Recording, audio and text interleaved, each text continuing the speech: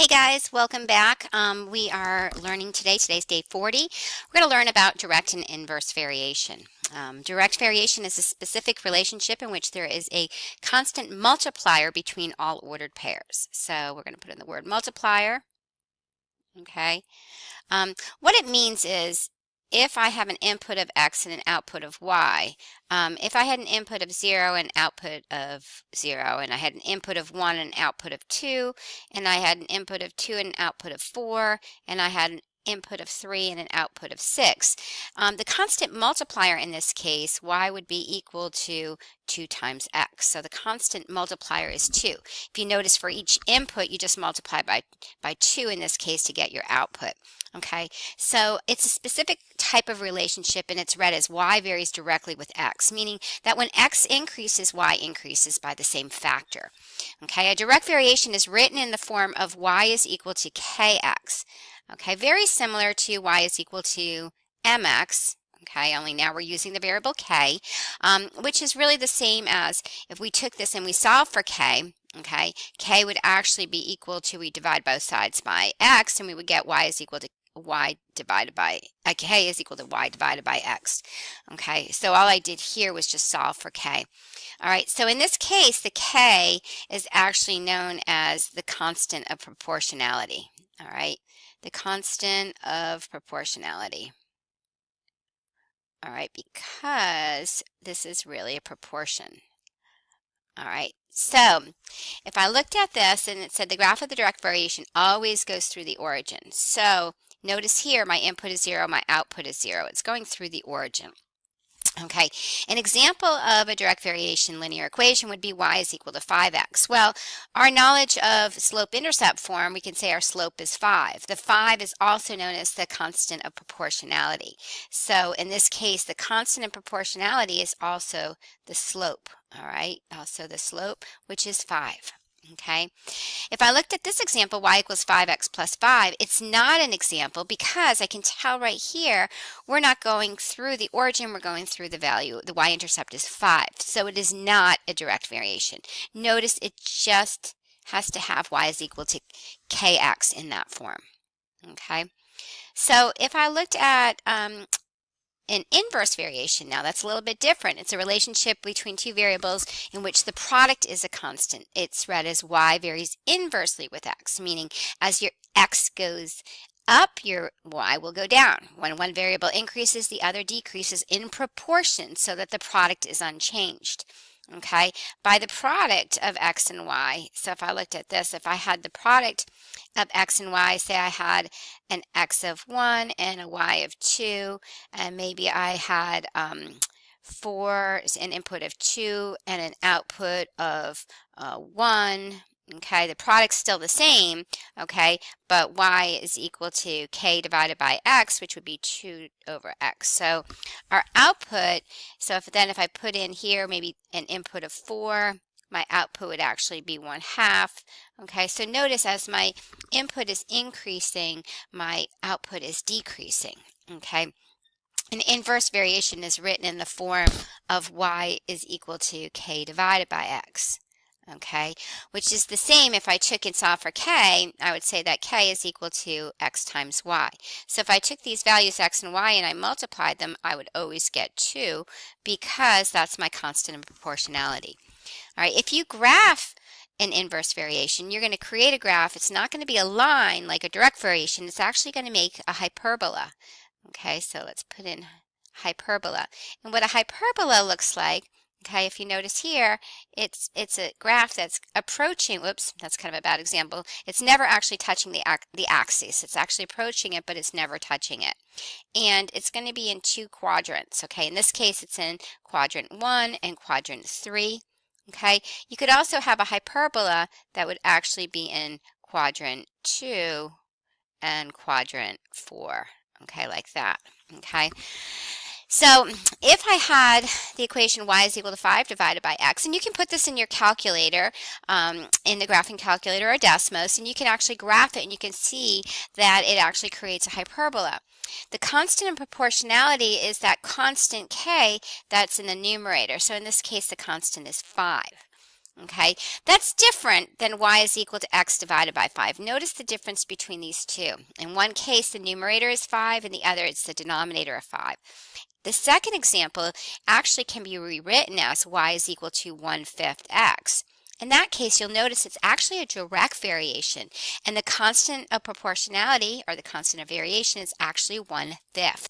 Okay, so notice the difference. Just because you see a fraction, don't immediately think that it's an inverse variation.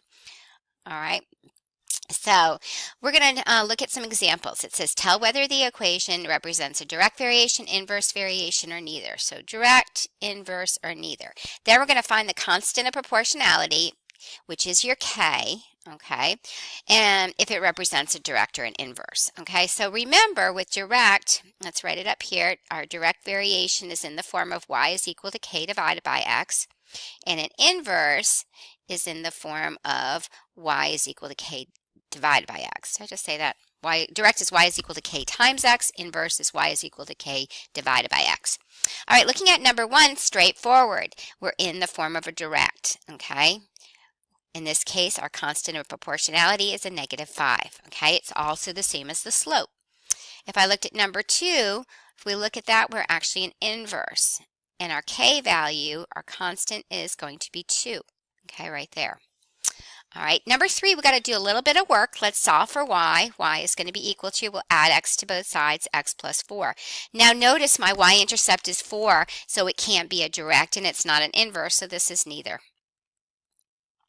All right, okay. And then number 4, we don't have x and y, but it's okay. We've got r is equal to 9 divided by t. In this case, it is an inverse, and the constant of proportionality is going to be 9.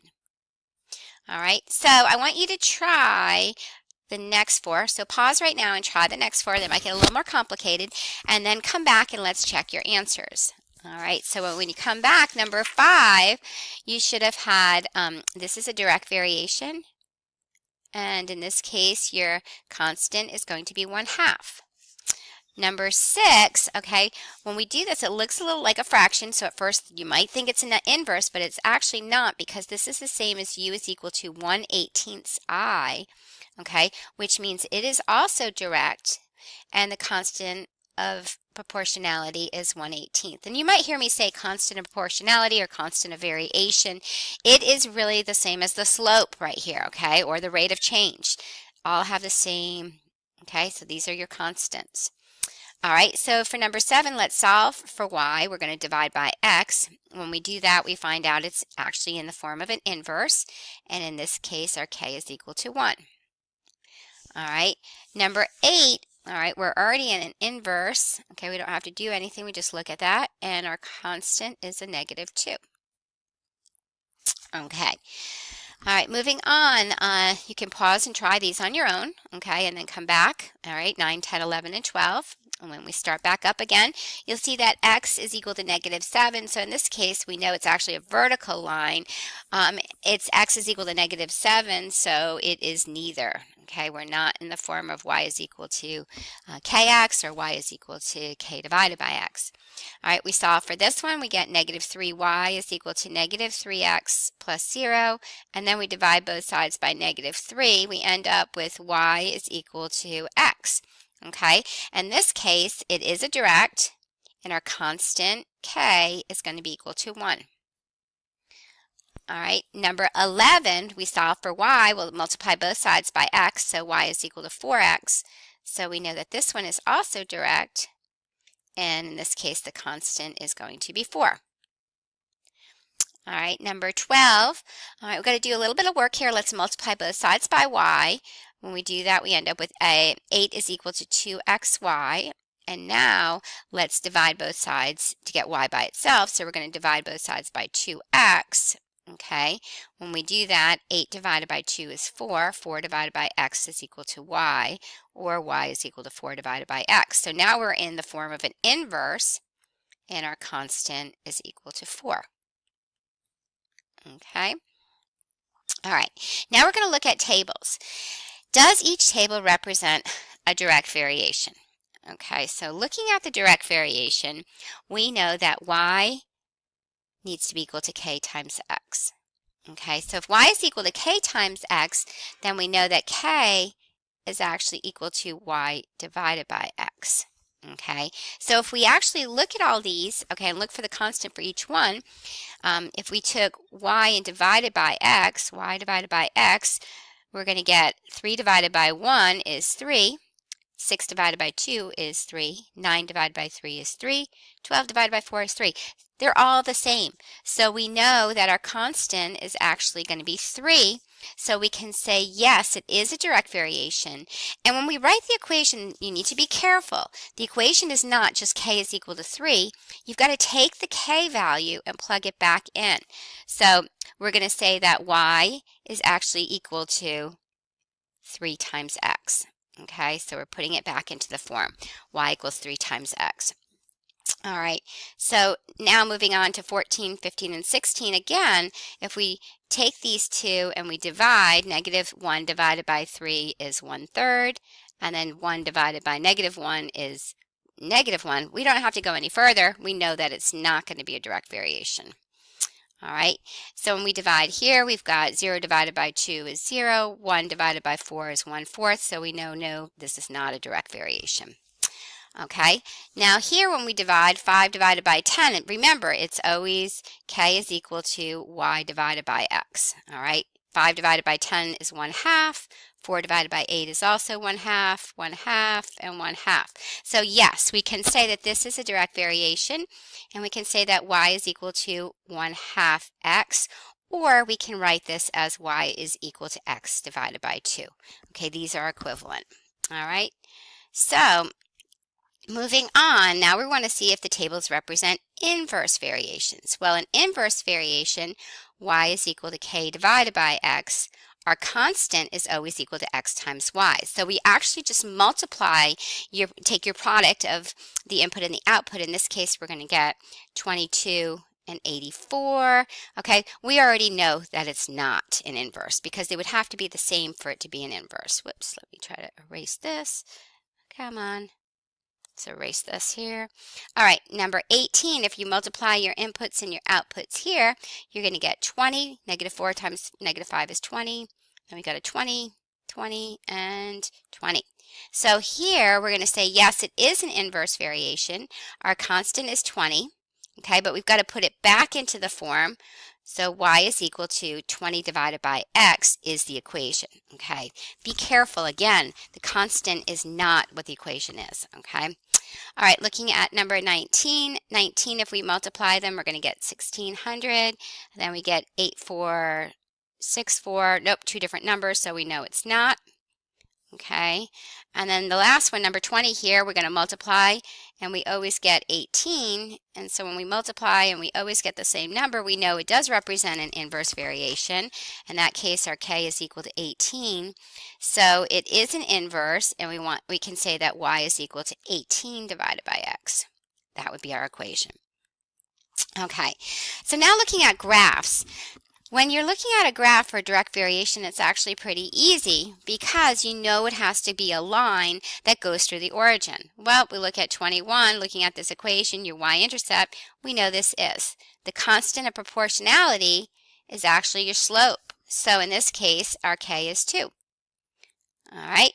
22 does not go through the origin. We know it's not a direct variation.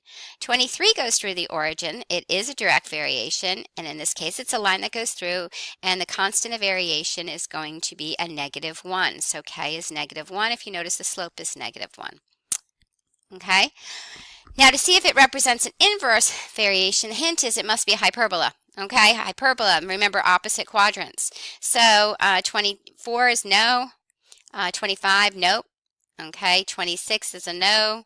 27, yes, we have a hyperbola here. 28, no. 29, no. 30 is a no. 31 is a yes. And 32 is also a yes. Okay, I'm going to pause the video right here, and then we're going to move on to the last part of this lesson. Okay, so I will continue in a little bit. Next